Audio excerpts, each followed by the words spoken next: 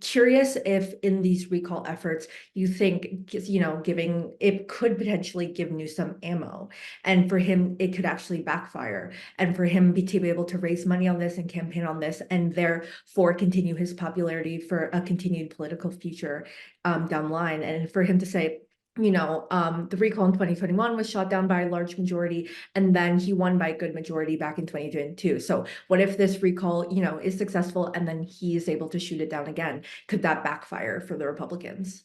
Well, that's exactly how he will respond to it when he survived this recall. And for a while, remember, he was in the margin of error. He was scared to death. I got outspent 10-1. In fact, he had to spend twice as much per voter to retain his job as he did to keep his job. So they were scared to death for a while.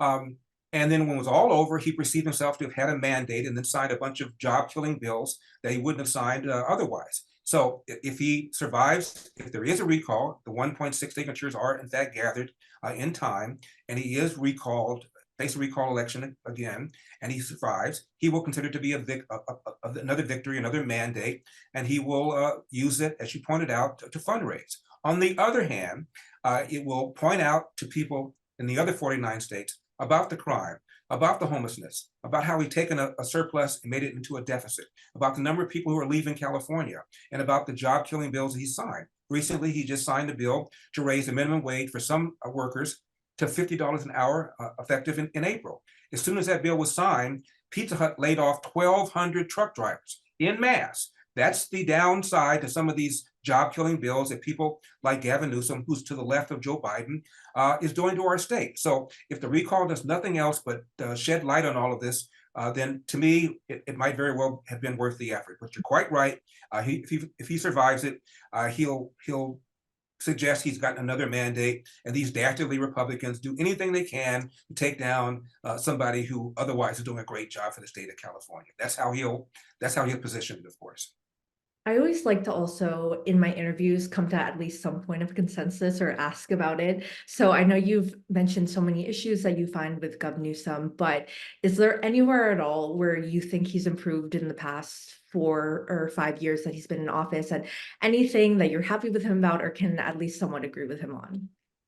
He did apologize for the French Laundry thing and recognized how hypocritical it was. So I will give him that. Outside of that, on crime, bad. On homelessness, bad. On schools, bad. On budget, bad. On job-killing bills, bad. On fire management, bad. On water retention, bad. I honestly can't think of anything that this man has done that has made the state better. And think about this too, Kat. This guy has been in positions of power for at least 20 years. He was a two-term mayor of San Francisco while the homeless problem and the crime problem got worse. He was a two-term lieutenant governor. And he's been now into his second term as governor. That's been in 20 years position of responsibility. And in those 20 years, I would argue that California has gotten worse. And the middle class and the working class are the people that have suffered the most. So I can't think of much of anything that Gavin Newsom has done that I can applaud.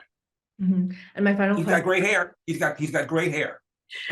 I'll give him that. Yeah. My last I'll question. give him that. Give him that. My last question for you is, your final message to people that say, we don't know if this recall effort, if they're gonna, like you said, get the 1.6 million signatures. But what is your message to people who say this is just going to create further division and unnecessary distractions from governing? If you want him out, okay, he's going to be term limited in 4 years. So what do you say to those people who are just questioning the recall effort right now and say it's politically motivated? I would ask them to read my book, As Goes California, and read all the reasons why Gavin Newsom needs to go. And not just Gavin Newsom. There's been a stranglehold in Sacramento.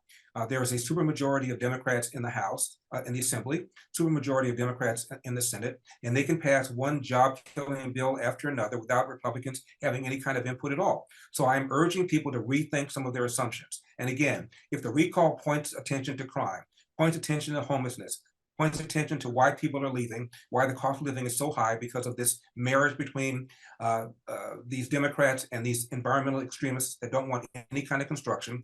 We have probably at least 1 million or 2 fewer housing units in this state than we otherwise would if it weren't for this environmental fanaticism that we have. So I'm asking people to rethink some of their assumptions. And if the recall just shed some attention on some of these issues, maybe, just maybe, then it will be worth the effort.